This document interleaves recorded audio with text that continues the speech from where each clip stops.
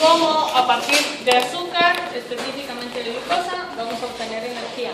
En esta clase están las rutas alimentadoras de la glucólisis también, que básicamente son rutas que, como el nombre lo dice, van a venir a desembocar a glucólisis, o sea, la degradación de una fructosa, la degradación de una galactosa, la degradación de una manosa, cómo se puede incorporar a glucólisis.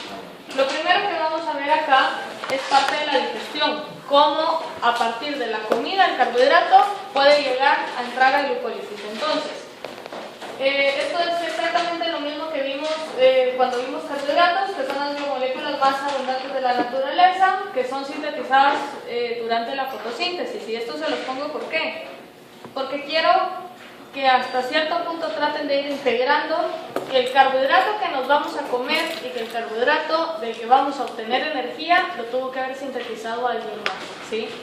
Porque nosotros somos capaces de sintetizar carbohidratos, pero para consumo propio, a diferencia de las plantas, ¿sí? Entonces, tienen diversidad de funciones biológicas y habíamos dicho que como elementos estructurales y como precursores de otras moléculas, hablábamos del agrecan, hablábamos de todos los lepticanos, de todos los proteoglucanos, pero vamos a dejar todo eso de lado ahorita y ahorita únicamente nos vamos a enfocar en carbohidratos como fuentes de energía, ¿sí? Entonces vamos a ver generalidades de la digestión. La digestión todo el mundo sabe que empieza en la boca, que empieza con la trituración de los alimentos, salud, haciéndolos más pequeños, aumentando el área superficial para que puedan sufrir ataque por la amilasa salival. La amilasa salival ya habíamos mencionado que era lo que hacía. ¿Se acuerdan qué hacía la amilasa salival? Era almidón, era en general polisacáridos. ¿Qué enlaces son los que cortan? Alfa 1,4, ¿sí? Las células parietales, que son las subsínticas del estómago, constituyen la fuente de ácido clorhídrico que le dan al estómago un pH entre 1 y 2, y el jugo gástrico no está compuesto únicamente por el ácido, sino que también tiene mucina, sales inorgánicas, pepsina, renina y una lipasa. La pepsina, la renina, la lipasa, lo vamos a hablar de qué es lo que hacen cuando veamos la degradación de proteínas y la degradación de lípidos respectivamente. Más o menos este es el patrón que vamos a ir viendo con las clases. Vemos la digestión y después empezamos con la ruta oxidativa, ¿sí? En el intestino el contenido alcalino de las secreciones pancreáticas y biliares va a neutralizar el ácido. La solución que empieza ácida termina básica a nivel intestinal. Entonces acá se secreta una amilasa pancreática. La diferencia entre la amilasa salival y la amilasa pancreática es el pH al cual pueden trabajar. O sea, son de la misma familia, pero son dos enzimas diferentes. ¿Por qué necesito que se secrete una nueva amilasa? Porque la amilasa de la saliva, cuando la comemos y pasa a un pH muy ácido, se desnaturaliza, ¿sí? Se desnaturaliza la enzima, entonces necesitamos una nueva. La amilasa salival entonces hidroliza el almidón y glucógeno hasta maltosa, glucosa y algunas dextrinas. ¿Qué es una dextrina? Cambia la configuración. No, ¿qué es una dextrina? No, ¿sabe nadie? Las dextrinas son oligosacáridos, que en este caso serían como almidones chiquititos, pero acuérdense que los almidones tenían entre 100 y miles de residuos de largo, serían como almidones o glucógenos lineales pero chiquititos, como de 10 carbohidratos, de 8 carbohidratos, por ejemplo, serían oligosacáridos, ¿sí? Entonces las dextrinas van a ser lo mismo, secuencias de glucógeno, secuencias de glucosa unidas por enlace 1,4. La maltosa, ¿cuáles eran los componentes de la maltosa? Dos glucosas. Quiere decir que, ¿qué estamos haciendo? Con el almidón lo empezamos a cortar. Como la amilasa hidrolizaba enlaces al azar, va a ir hidrolizando al azar y eso va dejando glucosas, si es que quedó el pedacito suelto, maltosas si quedaron 2, o dextrinas si quedaron 3 o más, que sería el oligosacárido, ¿sí? En el duodeno continúa la digestión de las dextrinas de almidón por medio de la amilasa pancreática hasta rendir glucosa, maltosa e isomaltosa, con enlaces glucosídicos alfa 1,6, lactosas y sucrosas sí vienen en la dieta, ¿sí? Entonces, ¿qué quiero que vean acá? Que únicamente se pueden absorber monosacáridos, ¿sí? Quiere decir que las dextrinas no van a poder ser absorbidas hasta que sean únicamente como hechas sencillo, digamos, en moléculas de monosacáridos, ¿sí? La isomaltosa sería la maltosa, pero en lugar de tener enlaces alfa 1,4 tienen enlaces alfa 1,6, o sea, serían los puntos de ramificación. ¿Por qué me quedan los puntos de ramificación? Porque acuérdense que la amilasa no podía actuar sobre enlaces alfa 1,6, ¿sí? Entonces, Se secretan disacaridasas en las células de la mucosa intestinal. Se secretan disacaridasas en las células de la mucosa intestinal que hidrolizan enlaces glucosídicos alfa 1,4 y exponen el enlace 1,6 a la isomaltasa. Las disacaridasas son enzimas encargadas de hidrolizar ¿qué? Disacáridos. Como los disacáridos tienen diferentes componentes, quiere decir que voy a tener que tener una enzima para la maltosa, una enzima para la sacarosa, una enzima para cada uno de los disacáridos que yo vaya teniendo, ¿sí? La isomaltasa es la disacaridasa para la isomaltosa. Quiere decir que esta isomaltasa lo que va a hacer es hidrolizar los enlaces alfa 1,6 que me queden del glucógeno o del almidón. ¿Qué almidón es el ramificado? La amilosa es lineal. La amilopectina, ¿sí? Va. Entonces acá, a su vez, es hidrolizada maltosa y por último glucosa. Entonces los monosacáridos formados y la glucosa pasan a la circulación porta, llevados al hígado y distribuidos al organismo. En este momento la glucosa empieza a estar a nivel plasmático, o sea, si ustedes hacen mediciones de glucosa después de una comida, si ya hubo reabsorción de carbohidratos, los niveles de glucosa van a aumentar, ¿sí? Van a aumentar, ¿por qué? Porque en este momento entonces empieza a producirse insulina y la insulina lo que va a hacer, ya habíamos dicho que la insulina era el hipoglicemiante, o sea, cuando aumente concentración, la insulina va a venir a disminuir esa concentración. ¿Cómo lo hace? Estimula los receptores de las células para que toda la glucosa empiece a entrar a la célula, ¿sí? ¿Qué pasa con la concentración plasmática de glucosa? Disminuye, ¿sí? Va. Luego entonces acá está, básicamente lo mismo, la saliva, luego a nivel de estómago, luego a nivel de intestino, se da la reabsorción de los monosacáridos y ya estos entran a la circulación porta y son distribuidos para su degradación o su almacenamiento. Aquí es donde empiezan los dependes. ¿De qué depende si el carbohidrato se degrade o se vaya a almacenamiento? De la cantidad de energía que tenga mi cuerpo en ese momento.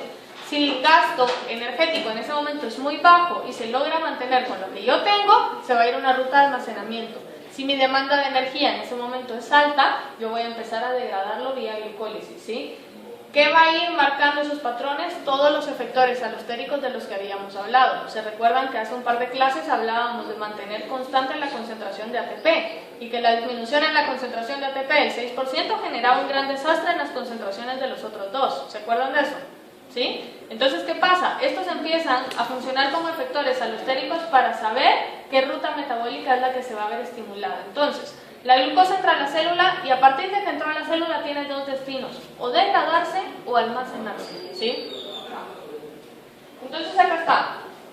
Tengo 4 enzimas diferentes. ¿Cuál sería el sustrato de la sacarasa? La sacarosa, ¿sí? ¿Cuáles son los productos? Fructosa y glucosa. Glucosa y fructosa, ¿sí? La maltasa. Maltosa. ¿Producto? Glucosa más glucosa. ¿Cuántas?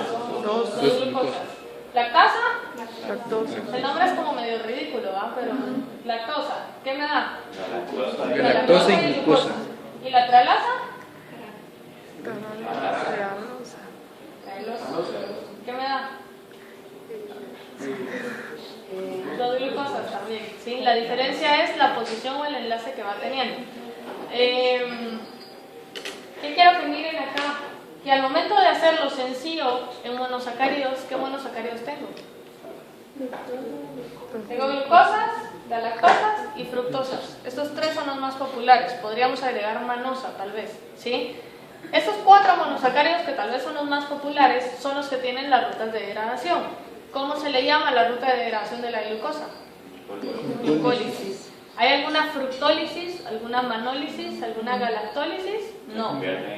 Estos se van a convertir en glucosa. Quiere decir que la degradación de estos va a ser una ruta alimentadora de glucólisis. No es que se conviertan directamente, sino van a entrar a alguno de los 10 pasos de glucólisis, ¿sí? Para poderse degradar. Entonces, vamos con la glucólisis y el catabolismo de las hexosas, que es donde entrarían los otros 3 que mencionamos. Es relativamente rica en energía potencial, la glucosa, lo que la convierte en un buen combustible. Ya habíamos dicho que tenía la capacidad de liberar 2.800 kilojoules por mol, ¿sí? Una sola molécula. Si comíamos 1 gramo, la cantidad iba aumentando cada vez más, ¿sí? En los animales y plantas tienen 4 destinos principales, o sea, estos son los 4 dependes de la glucosa. La glucosa entra a la célula y puede ser sintetizada en polisacáridos complejos. En el caso de mamíferos, ¿quién es el polisacárido? Glucosa, ¿sí? Puede ser almacenada en forma de alguna otra molécula, por ejemplo en forma estructural. Puede ser oxidada a piruvato o puede ser oxidada por la ruta de las pentosas fosfato. Aquí le podríamos agregar más todavía, podría entrar a la ruta del ácido glucurónico, podría entrar, por ejemplo, a fermentación láctica, si fueran otros organismos a fermentación etanólica, por ejemplo. O sea, nos vamos a dar cuenta realmente que todo el metabolismo energético que tiene o está regulado por las concentraciones de ATP realmente se centralizan en la parte de la glucosa, ¿sí? Al final vamos a ver que carbohidrato se va a degradar siempre y cuando se esté manteniendo la concentración de glucosa. Que proteína se va a degradar solo si la concentración de glucosa no está de forma adecuada. Entonces al final todo va a girar en base a un solo valor, que la glucosa esté entre 70 y 100 miligramos por decilitro. Esos valores son los que van a ir marcando qué rutas metabólicas son los que se vayan estimulando, ¿sí? Bueno. La glucólisis también es conocida como la ruta de Ehrmann-Hoff-Parmas y se lleva a cabo en el citosol. ¿En qué compartimento celular se llevaban a cabo todas las rutas catabólicas? En la mitocondria. ¿Y la excepción era? La glucólisis, ¿sí? Entonces la glucólisis se está llevando a cabo en citosol. Es activa en todos los tipos celulares. Cualquier célula, la célula más sencilla del mundo, va a ser capaz de llevar a cabo glucólisis. Quiere decir que hígado hace glucólisis, músculo hace glucólisis, riñón hace glucólisis, eritrocitos hacen glucólisis. Van teniendo variaciones en cuanto a los productos, pero hacen glucólisis, ¿sí? Todo el mundo tiene las 10 enzimas necesarias para hacerlo. Para algunas células es la única ruta para la obtención de energía, por ejemplo, la retina y las células cerebrales. Y esto es bien importante porque cuando la concentración de glucosa empieza a decaer, ¿qué es lo primero que una persona siente? Debilidad, agotamiento, se marea, si es muy baja se desmaya, ¿sí? Empieza a temblar. ¿Por qué? Porque el sistema neuronal empieza a carecer de energía para poder mantener sus actividades celulares. Va. La glucólisis, que serían estos 10 pasos de acá, tiene lugar en 10 pasos divididos en 2 fases. ¿Se recuerdan que hacíamos la analogía de comprar el boleto de la lotería y ganarse la lotería? ¿Sí? Esas serían las 2 fases acá. La etapa preparatoria, que serían ustedes comprando su boleto de lotería. La fase preparatoria en algunos libros es conocida como la fase de las hexosas. Quiere decir que la glucosa y todos los sucesores durante esta fase todavía tienen 6 carbonos, ¿sí? Luego tenemos la fase de beneficios, que es la fase en la cual yo ya voy a obtener la energía que invertí en esta glucosa. En algunos libros es conocida como la fase de la triosa. Si sé que tengo una fase triosa, ¿qué le pasó a la hexosa? Se partió en 2. Quiere decir que a partir de la fase de la triosa, todo va a ir doble, ¿sí? La fase preparatoria está formada por una fosforilación de la glucosa, luego es una isomerización, luego una segunda fosforilación, luego la ruptura y aquí terminaría la fase de las hexosas, ¿sí? Y luego una segunda isomerización. Estos 5 pasos son la fase preparatoria. Luego entonces, lo que vamos a ver ahorita es la fase preparatoria. En esta fase se invierten 2 moléculas de ATP. Si sé que invierto 2 moléculas de ATP, ¿en qué pasos invierto las moléculas de ATP? En las 2 fosforilaciones, o sea, paso número 1 y número 3, ¿sí? Se invierten 2 moléculas de ATP elevando el contenido de energía libre de los intermediarios. ¿Cómo se eleva el contenido de energía libre? Pues bueno, como lo mencionábamos en las clases de bioenergética, decíamos, empiezo con 6 carbonos y ahora un carbono fosforilado es energéticamente capaz de liberar más cantidad de energía. Sigue siendo una molécula de baja energía, pero tiene energía. ¿Sí se entiende? ¿Sí? Va. La fase de beneficios son pasos del 6 al 10. Tengo una fosforilación sin ATP. Si es una fosforilación sin ATP, ¿quién está haciendo la fosforilación?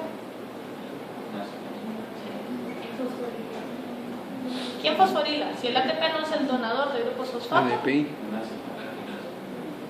Una quinasa, sí, una enzima quinasa podría ser, pero en este caso vamos a ver que va a ser una fosforilación por fósforo inorgánico. ¿Se acuerdan que mencionábamos cuando vimos glucólisis?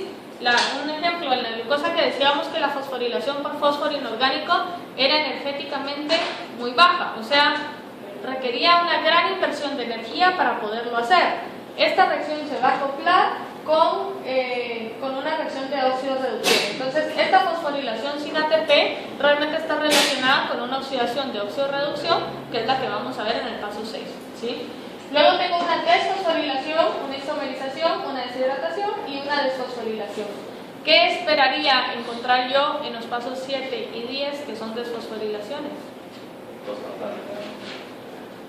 ¿Qué va a salir? Si le estoy quitando un fósforo a la triosa, se lo estoy poniendo al ADP y sintetizo ATP. ¿Sí? Entonces ahí esperaría en esas desfosforilaciones que suelto el fósforo, pero que haya un aceptor de fósforo. ¿Sí? En este caso, si yo estoy fosforilando al ADP, ¿quién me lo está fosforilando? No, el ATP es el producto. ¿Quién está fosforilando al ADP para convertirlo a ATP? Las triosas.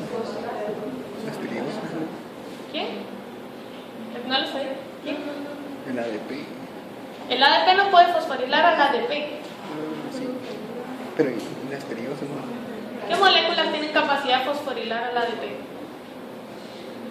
Ayer lo las de arriba, las que tienen mayor energía. Las que tienen mayor energía. O sea, una molécula de alta energía tiene la capacidad de fosforilar al ADP. Quiere decir que yo esperaría que parte de los sustratos de estas dos reacciones fueran moléculas de alta energía. Moléculas que tengan enlaces fosfoanhídridos como los que ya vimos, que tengan la capacidad de liberar la energía, poder fosforilar el ADP y que se produzca ATP sin fosforilación oxidativa. ¿Sí se entiende? ¿Sí? ¿Sí? ¿No? En esta fase se libera energía, hay fosforilaciones acopladas a dos moléculas de ADP para producir ATP y formación de dos moléculas de NADH. La formación del NADH es el que se da en las reacciones de óxido-reducción, porque acuérdense que el NADH, el NAD es el aceptor de electrones para convertirse a NADH. ¿Sí? Bueno, ¿cuántos pasos dijimos que eran? 10. Va. Paso número 1. Se da la primera inversión de ATP. Es la fosforilación de la glucosa. En el carbono número 6, ¿cuál es el producto? Glucosa 6-fosfato. El enlace con el fosfato es un enlace fosfoanhídrido o un enlace éster-fosfato. Éster-fosfato es molécula de alta energía o de baja energía. De baja energía, ¿sí? Entonces acá, si se fijan, es una quinasa quien está fosforilando. Pero ahora le vamos a poner nombre a esta quinasa. La quinasa es una exoquinasa, porque tiene la capacidad de fosforilar a la exosa, que en este caso es la glucosa. ¿Sí? Es una reacción irreversible en condiciones intracelulares. Si es una reacción irreversible, ¿cómo esperaría yo que fuera el delta G de la reacción? Muy negativo. Demasiado negativo como para poderlo regresar. ¿Sí? Entonces, en este caso, está catalizada por la exoquinasa y va a ser un punto de regulación. No todas las reacciones dentro de las células son puntos de regulación. Acuérdense que solo las reacciones que tienen enzimas reguladoras se pueden regular. ¿Se acuerdan de eso? ¿Sí? Decíamos, no todas las enzimas eran reguladoras. Las que eran reguladoras eran las más complejas. La exoquinasa va a ser una enzima reguladora. En glucólisis hay 3 puntos claves de regulación. ¿Sí? Y el primer punto es un punto clave. Un tip a grandes rasgos es que todas las reacciones, por lo general, que requieren energía o donde hay inversión de ATP, son las reacciones de regulación. Antes ustedes de comprar un pantalón que les cueste 1000 quetzales, lo van a pensar bien, les tienen que tallar muy bien, se tienen que ver muy bien con el pantalón. Ese es un punto de regulación. Antes de hacer el gasto de dinero, ¿sí? Antes de hacer el gasto energético, la enzima tiene que estar completamente segura que de verdad va a utilizar esa glucosa 6-fosfato que va a sintetizar, ¿sí? Entonces es un buen punto de regulación acá. La reacción requiere magnesio, ¿por qué? Está reducido. Para estabilizar el ATP, ¿sí? Y que el ATP entonces pueda fosforilar a la glucosa. Bueno. Luego tenemos la conversión de glucosa 6-fosfato a fructosa 6-fosfato. ¿Cuántos carbonos tiene la fructosa? 5. Tiene 6, se los dije como 10 veces, ¿sí? La fructosa tiene 6 carbonos. La diferencia entre una glucosa y una fructosa es que la fructosa es una cetosa y la glucosa es una aldosa. Quiere decir que si de glucosa 6-fosfato yo estoy produciendo fructosa 6-fosfato, lo que yo estoy haciendo es una isomerización, cambiando una aldosa por una cetosa. ¿Sí se entiende? ¿Ya ven que todo lo que vimos hace rato sí sirve? Va. Entonces, es una isomerización reversible. ¿Qué desplaza las reacciones reversibles? concentraciones. Las que son irreversibles no están desplazadas por concentraciones de sustrato. Quiere decir que si la hexoquinasa, que era la primera enzima, tiene mucha capacidad para empezar a convertir glucosa en glucosa 6-fosfato, ¿qué está pasando con la concentración de este sustrato? Está aumentando. ¿Hacia dónde se desplaza la reacción? Hacia la derecha, ¿sí? Quiere decir que ahora yo voy a tener más concentración de fructosa 6-fosfato, ¿sí? La enzima es la fosfoglucosa isomerasa. Entonces, si se fijan, ahí está, de ser una aldosa, ahora está pasando a ser una cetosa. De ser un anillo de pirano, está pasando a ser un anillo de furano. ¿Por qué? No porque tenga 5 carbonos, sino porque ahora es una cetosa, ¿sí? Va. Luego tenemos la segunda fosforilación. ¿Quién era el donador de grupo fosfato aquí? ATP. Es la segunda inversión energética. Quiere decir que ahora la fructosa 6-fosfato se va a convertir a fructosa 1,6 bifosfato. ¿En dónde estoy colocando el otro grupo fosfato? En el carbono número 1, ¿sí? Es transferencia de un grupo fosforilo desde el ATP a la fructosa 6-fosfato para dar fructosa 1,6 bifosfato con la fosfofructoquinasa número 1. El nombre de esta enzima mejor si se lo aprenden de una vez, ¿sí? Bueno, en general se van a tener que aprender todos los nombres de todas las enzimas, pero este es más importante que absolutamente todos los demás. Entonces, fosfofructoquinasa 1. Entonces el nombre es una quinasa. Si es una quinasa está fosforilando. ¿A quién está fosforilando? A la fosfofructosa, ¿sí? Por eso es una fosfofructoquinasa. Y es una número 1. Si tengo una número 1, quiere decir que probablemente tenga una número 2, ¿sí? Y la número 2 ahorita queda en el olvido, porque la vamos a ver cuando empecemos a ver regulación. Consejo sano. Para el día martes, si no me vienen leídos cuando empecemos a ver regulación, se me van a perder. Si no se saben la ruta de los 10 pasos de aquí al martes, cuando veamos regulación, se me van a perder, ¿sí? Y no los voy a esperar, porque sé que ustedes ya saben regulación, porque yo se los enseñé. Sé que saben 10 pasos de glucólisis porque hoy los están aprendiendo, ¿sí? Quiere decir que para el martes tienen que venir leídos, y si no, se me quedan, ¿sí? Va. Entonces, la fosfofructoquinasa 1 también requiere magnesio. ¿Por qué? Porque forma complejos con el ATP para poderlo colocar en el carbono número 1. Entonces, si se fijan, este era mi carbono número 6 y este era mi carbono número 1. ¿Qué pasa si yo no hubiera convertido la aldosa en cetosa? ¿Quién era la aldosa? La glucosa, y la cetosa era la fructosa. Si yo no hubiera convertido la glucosa en fructosa, ¿qué pasa? No tendría ese carbono afuera, porque ese carbono se hubiera quedado siendo el carbono numérico, ¿sí? Quiere decir que yo necesitaba ese carbono afuera. La isomerización era importante antes de hacer esta fosforilación, ¿sí? ¿Qué es lo que quiero que vayan viendo? Que cada cambio estructural tiene una razón de ser acá. Que en la célula nada es por gusto. La evolución se ha encargado de ir depurando todo lo que no sirve, ¿sí? Entonces, en este caso decimos, es una reacción irreversible en condiciones celulares. Ah, es la segunda reacción irreversible. ¿Cuál era la primera? La primera, ¿quién la catalizaba? La exoquinasa, ¿sí? Va. La fosfofructoquinasa 1, que se abrevia como PFK1, está sujeta a regulación alostérica. Es punto de entrada de otras hexosas. Quiere decir que es un punto de regulación y de hecho es el punto de regulación más fuerte que tiene glucólisis. Esta enzima yo se las presenté cuando estábamos viendo efectores alostéricos. ¿Se recuerdan que tenía un montón? Que tenía como 6 diferentes. Ahí fue donde hicimos el ejercicio de homotrópico, heterotrópico, positivo, negativo, y que tenía como 6 moduladores que le iban dando la regulación a esta enzima. Solo para que se vayan dando una idea de que ahorita vamos a entender por qué cada cosa le da el estímulo que le da la fosfofructoquinasa, ¿sí? Como les dije, la regulación queda al final. Primero espero que se aprendan los 10 pasos para poder ir entendiendo la regulación. Va. Paso número 4 es la ruptura. Quiere decir que este paso es el último de la fase de las hexosas y es el primero a partir de productos en la fase de las triosas, ¿sí? La hexosa se va a convertir a triosa. Quiere decir que entonces yo ahora necesito una aldolasa para que pueda cortar, ¿sí? Puede ser una condensación o una escisión. ¿Qué es una condensación? Una unión. ¿Y la escisión? Una ruptura. Quiere decir que la reacción es reversible o irreversible.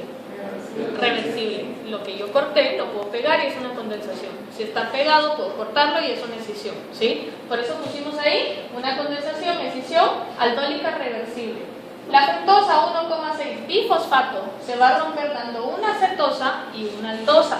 Quiere decir que yo voy a venir y la voy a romper en dos, ¿sí? Si se fijan, ahora tengo triosa fosfato, triosa fosfato. Si son de 3 carbonos, ¿quién es mi aldosa de 3 carbonos? ¿Quién es mi cetosa de 3 carbonos?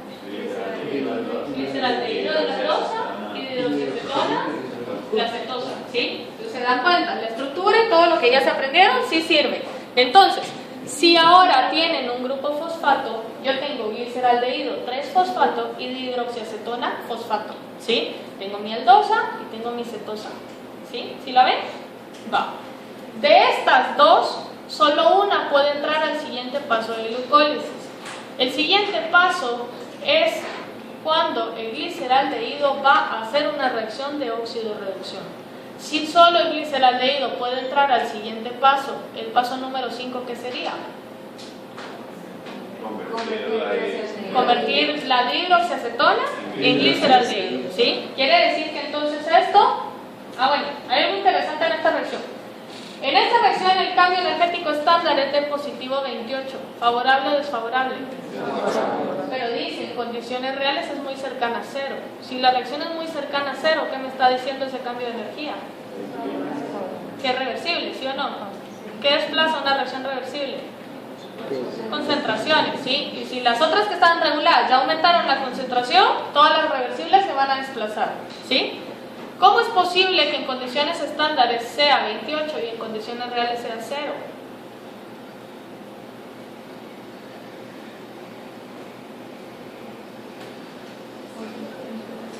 ¿Temperatura es un factor? ¿Qué más? pH. Bueno, condiciones estándares transformadas miden pH. Algo importante ahí. Las concentraciones. ¿Cómo se le llama a esa constante de equilibrio? ¿Cómo se llama la constante de equilibrio en condiciones celulares? La relación de acción de masa, ¿sí? Quiere decir que ahora es Q quien se está encargando de desplazar la reacción. ¿Se recuerdan cuando hicimos el ejercicio del ATP? Que en condiciones celulares era negativo 30, pero en condiciones estándares era negativo 30 y que en condiciones celulares era negativo 52. ¿Se acuerdan de eso? Lo que cambiaba era Q, estaba cambiando concentraciones de productos y sustratos. Quiere decir que en este caso yo puedo cambiar una reacción que en condiciones estándares no sea favorable a condiciones reales volverla favorable. Una reacción que esté muy cercana al equilibrio. ¿Sí lo ven? Va. ¿Quién dijimos que entraba el paso 5 de glucólisis? Gliceraldehído. No. La dihidroxiacetona. El gliceraldehído se brinca ese paso porque el gliceraldehído no tiene que ser convertido a gliceraldehído, se va un paso más adelante, ¿sí? Entonces acá, ahora vamos a ver qué es la interconversión de la triosa, la interconversión de la cetosa convirtiéndose en una aldosa. Entonces decimos, solo el gliceraldehído 3-fosfato se utiliza como sustrato de la reacción siguiente, de la glucólisis, y es una reacción estereoespecífica. Quiere decir que... No es gliceraldehído, 3-fosfato. pero antes decía... Dihidroxiacetona. Dihidroxiacetona fosfato. ¿Por qué no digo dihidroxiacetona 3-fosfato? Que está en el 1. ¿Puede estar en el 1 o en el 3? ¿Qué tiene la dihidroxiacetona o qué no tiene la dihidroxiacetona que tiene el gliceraldehído 3-fosfato? Carbonos quirales. Un carbono quiral, ¿sí? Quiere decir que al momento en que yo convierto la dihidroxiacetona a un gliceraldehído, tiene que aparecer un carbono quiral, ¿sí o no? Existe la posibilidad que ese carbono quiral sea un estereoisómero L o sea un estereoisómero D, pero la enzima se encarga de que el estereoisómero que se produzca sea uno D, y por eso decimos que la reacción es estereoespecífica, le da origen únicamente a un estereoisómero, que es el estereoisómero D. ¿Se entiende?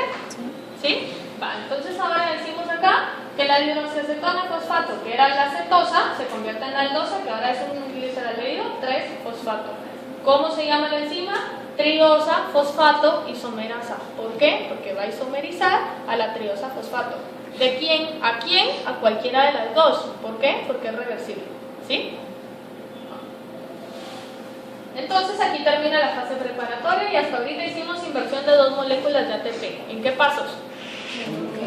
1 y 3. ¿Cómo se llaman las enzimas que catalizan esas reacciones? Exoquinasa y fosfofructoquinasa 1. ¿Que se abrevia? PFK1. PFK1. Se da el rompimiento de la cadena del hexosa en 2 triosos fosfato. ¿En qué paso?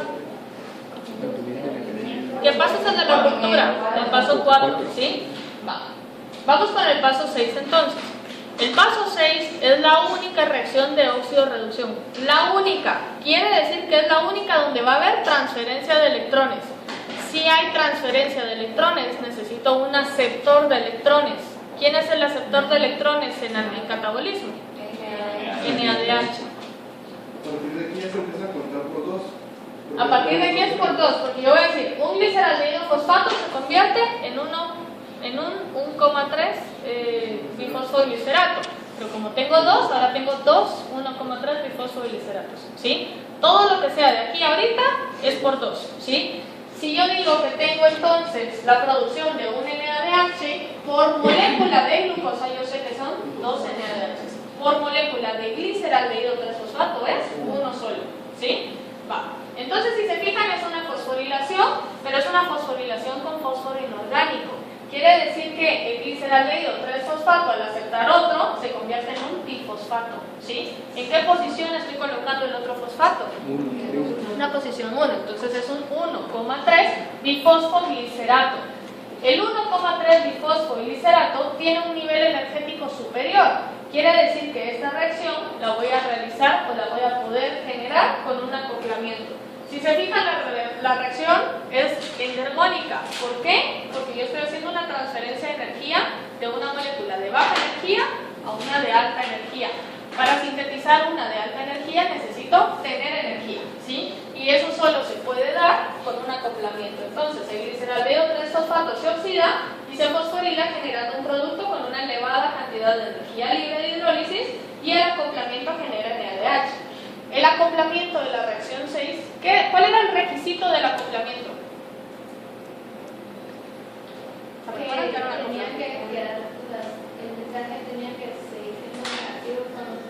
Ajá.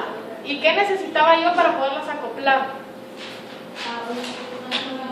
Un intermediario, ¿sí? Quiere decir que en este caso se va a acoplar con esta reacción, ¿sí? Al momento que se acopla con esta reacción, si se fijan, el cambio de energía ya puede ser desplazado, porque el otro tenía un cambio de energía positivo 6, ¿sí? La reacción sigue siendo exergónica. Entonces, ¿qué está pasando en esta reacción? El 1,3 bifosfoglicerato, que es una molécula de alta energía, puede venir y puede fosforilar, ¿sí o no? Puede fosforilar al ADP y ahora tengo la primera producción de ATP. ¿Qué número de reacción es esta? Número 7. Quiere decir que entonces vamos. Reacción 1 es fosforilación. Glucosa a glucosa 6-fosfato. Reacción 2 es isomerización. Glucosa 6-fosfato a fructosa 6-fosfato. Reacción número 3 es otra fosforilación. Quiere decir que fructosa 6-fosfato ahora se convierte a fructosa 1,6 difosfato. Reacción número 4 sería la ruptura en una aldosa y una acetosa, gliceraldehído 3-fosfato y dihidroxiacetona fosfato. Paso 5 sería la dihidroxiacetona fosfato convirtiéndose a gliceraldehído 3-fosfato.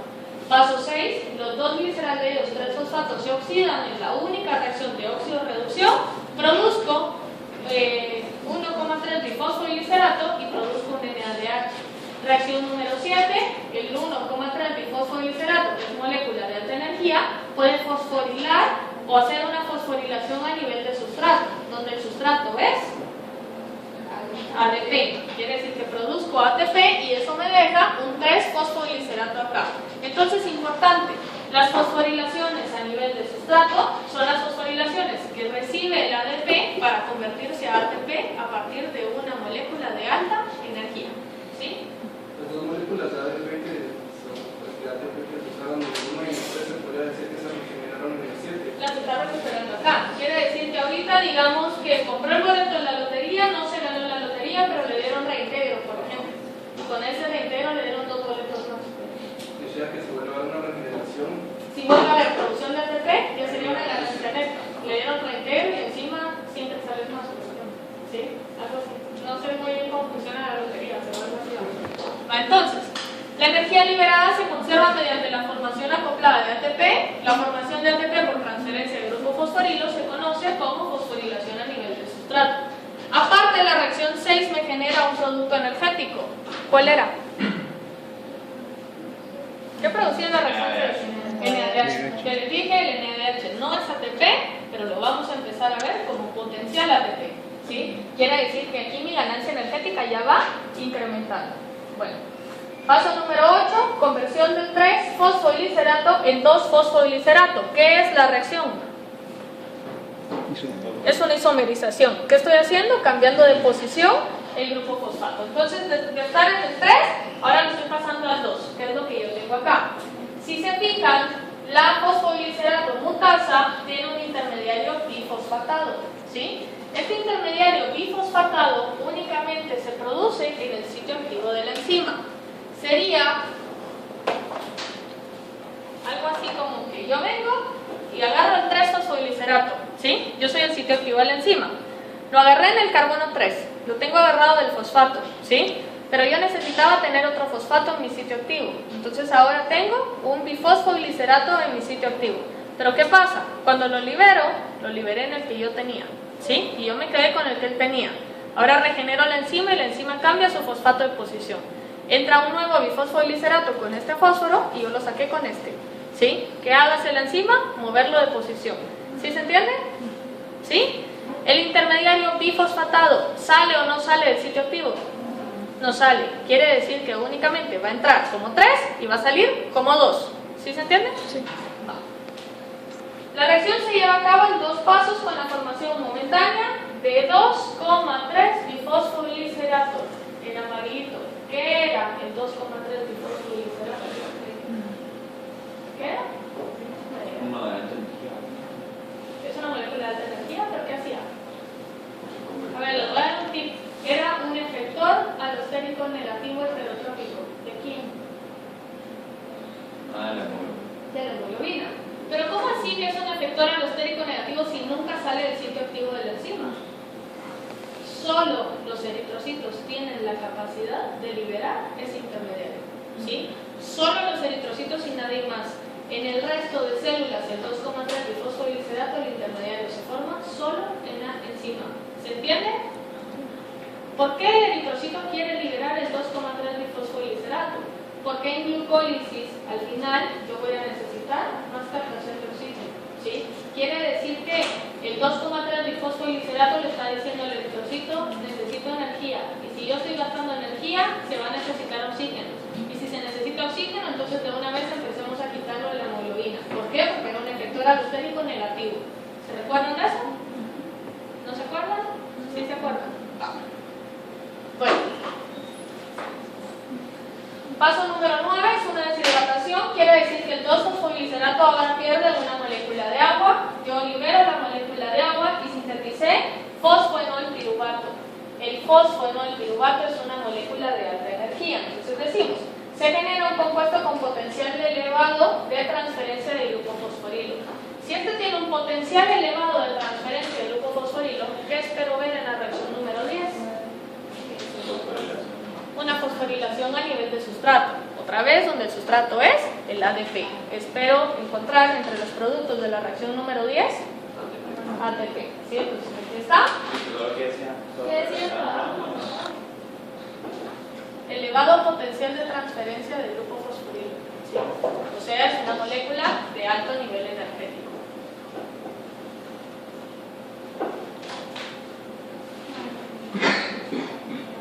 ¿Ya? Vamos. Entonces aquí está, fosfonol piruvato, una piruvato quinasa, a pesar de que lo que estoy haciendo es una desfosforilación, porque en teoría la reacción podría ser reversible. Es una quinasa si lo estoy viendo de acá para acá, o es una quinasa si lo que estoy viendo es una fosforilación de ADP. ¿Sí lo ven? Va. Que termina con piruvato en una forma ceto. Esto es un intermediario y le pongan asunto. Me quiero que miren acá que la reacción es bien exergónica. Quiere decir que el fosfonol piruvato se convierte en piruvato de forma irreversible. Si es una reacción irreversible, es seguramente un punto de regulación, ¿sí? Y glucólisis termina con la formación de piruvato. Empecé con glucosa y termino con formación de piruvato. ¿Cuántos puntos de regulación tenía? 3. ¿Qué números eran? 1, 3 y 10. Enzimas reguladoras. Y piruvato. Y piruvato quinasa, ¿sí? Esas son las 3 reguladoras, quiere decir que las otras 7 reacciones son reacciones reversibles, que van a estar desplazadas por concentraciones de productos y sustratos, o sea, por la relación de acción de masas que tenga cada una de estas reacciones, ¿sí? Bueno, entonces, a partir de cada gliceraldehído 3-fosfato yo formo 2 ATPs. ¿En qué pasos? 7 y 10, ¿sí? 7 y 10. Recuperación de un par electrónico en forma de NADH, ¿en qué paso? 6, que era la única reacción de óxido de reducción, ¿sí? Formación de piruvato, ¿en qué paso? Paso 10. Y al utilizar un compuesto de 3 carbonos, cada glucosa permite 2 ciclos de esta fase. Quiere decir que tengo 4 ATPs, tengo 2 NADH y tengo ahora 2 piruvatos. ¿Sí se entiende? Y 2 moléculas de agua. Y 2 moléculas de agua. ¿Sí? 2 ATP, 1 NADH. 4 ATPs, 2 NADH y 2 piruvatos y 2 moléculas de agua si lo quieren ver como productos totales. ¿Dónde están las 2 moléculas de agua? En el paso 9, que es la única deshidratación. Ahí salen 2 moléculas de agua. Sale una por reacción, pero como son 2 gliceraldehídos que vienen reaccionando, son 2 veces el paso 9, que son 2 moléculas de agua. ¿Sí? Bueno, me voy a quedar acá y el martes entonces hacemos el resumen acá. Ustedes me irán diciendo qué pasa en cada paso. ¿Sí?